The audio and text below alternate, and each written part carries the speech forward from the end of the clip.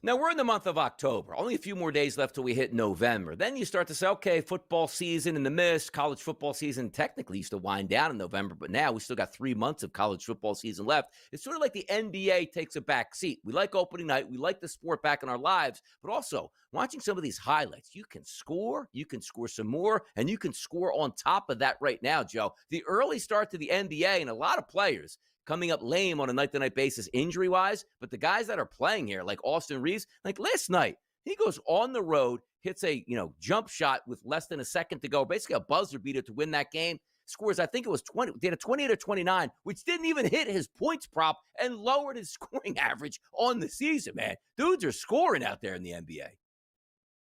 They are. And, Donnie, you look back here, it's so funny how we forget, but usually to start the season, there is a lot less defense being played, a lot more threes being chucked up, and analytics is kind of changing. You got a lot more organizations like the Miami Heat, Donnie, that are dropping a $140 a game. This was a team that was hell-bent on making it a half-court game, slowing everything down, using the shot clock. No, not anymore. A lot of teams are adopting get as many shots as you can. It's a numbers game. Chuck up as many as you can, run as fast as you can, and let's see how many points you can score early in the season.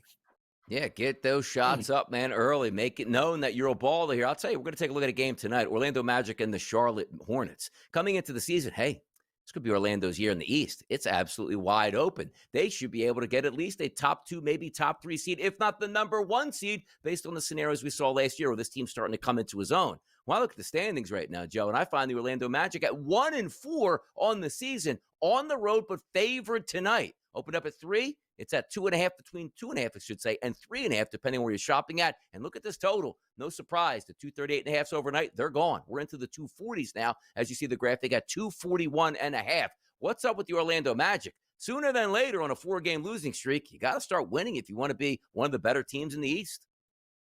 This is exactly what we were just talking about, Donnie. The Orlando Magic have decided in the offseason that they were going to make a trade for Desmond Bane because they wanted to increase the shooting. Orlando last year, over the last couple of years under Mosley, has been one of those teams, Donnie, where you dreaded having to play the Orlando Magic because you knew it was going to be a rock fight. It was going to be physical. You were going to get beat up. And the first one to 105 wins.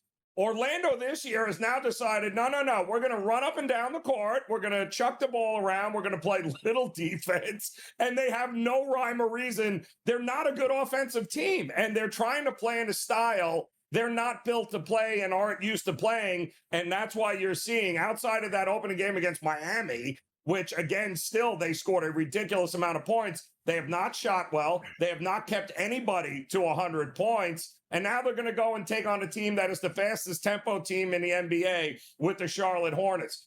Good luck trying to play Charlotte's game. You're not built like that. At some point, Donnie, Orlando has got to go, you know what?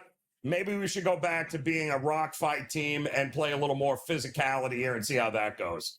Exactly. And look, changing it up, you're going to have some of those nights where it's like, okay, this isn't working out well. Do they stick with the plan? Do they go back to another plan? Well, it's still early in the season. You could try things out. Points props in this game, LaMelo Ball listed at 25.5, Paolo Banchero at 26.5. Some of those superstars to certainly keep your eye on at this point. The Wizards and the Thunder, which it says here, which is not correct. It's actually the Warriors and the Bucks. We'll go with that one first. How about this? Oh, wait, hold on. We do have this correct. Why am I dyslexic this morning? All right, we'll go. So let's flip it back up. We will go Wizards and the Thunder here. That's an 8 o'clock start.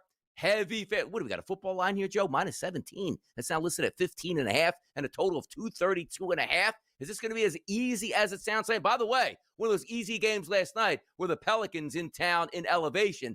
They got smoked. Does the Thunder smoke the Wizards tonight?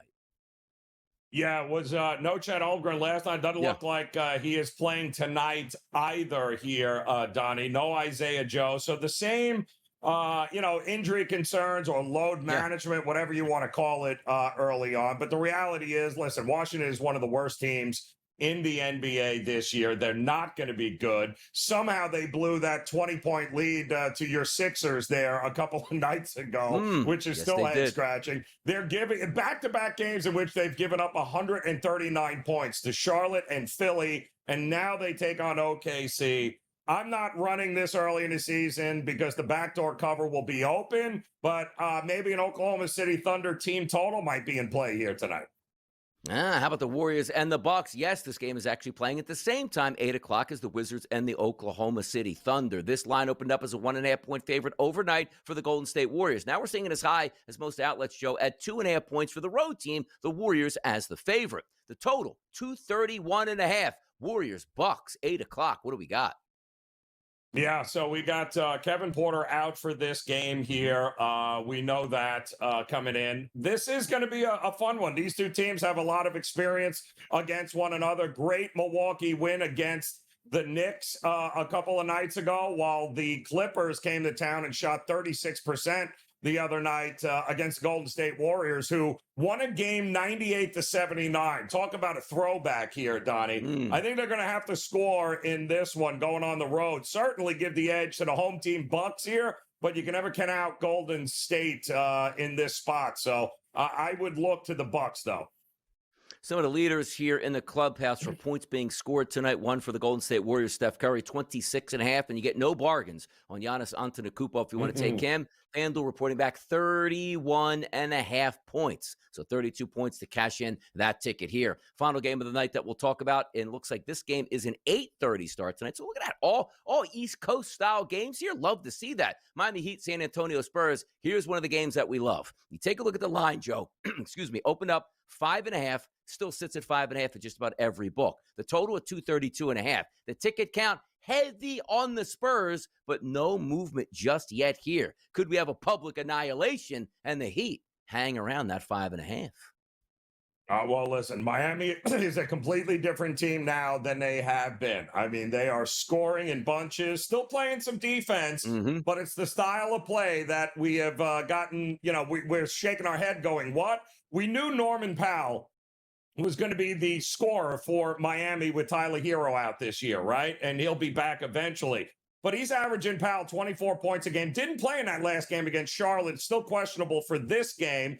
But then you look down the list, Donnie, I mean, they have everybody else on this team is a double-digit scorer on average. It's absolutely crazy here.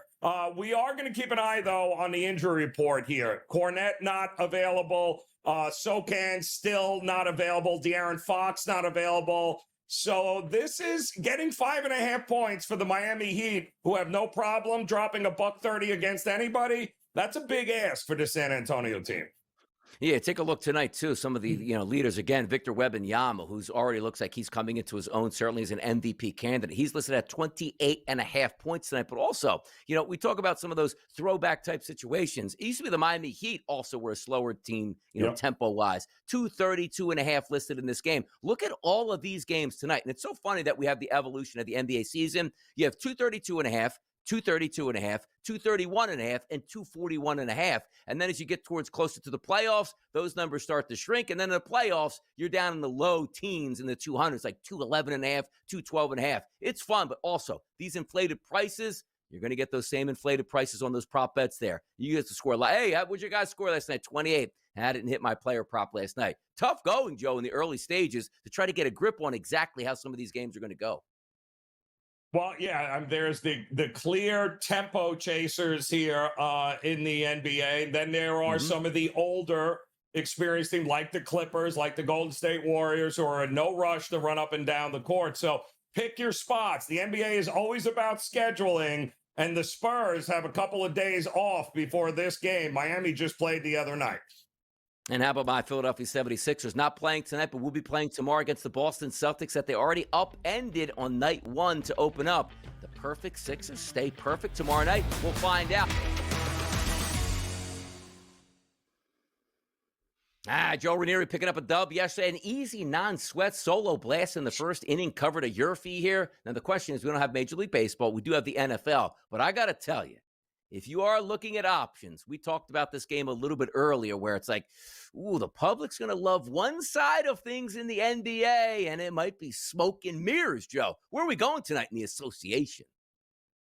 Well, I am going to go with a Miami team, just not the Dolphins here. I'm going to go with the Miami Heat, who, if you've been paying attention, my goodness, they have been an ATM machine in covering games and hitting overs here. They just dropped 144 points on a pretty good Charlotte team a couple of days ago. Now they head on the road to take on the San Antonio Spurs, who have what could be the greatest player in the NBA over the next couple of decades here in Wembanyama. However, yeah, this is, you want to give me 5 points on a team that has, count them, Donnie, 7 players averaging double figures. And if we forgot that Bam Adebayo is pretty good defender too. So outside of Wembanyama, I can absolutely go toe-to-toe here scoring. I'll take the 5.5 points here. There is no reason to think this won't be a close game in the fourth quarter with the firepower that Miami is bringing to the table. So, yeah, I'll take the 5.5 right now with the Miami Heat. If it ain't broke, let's not fix it.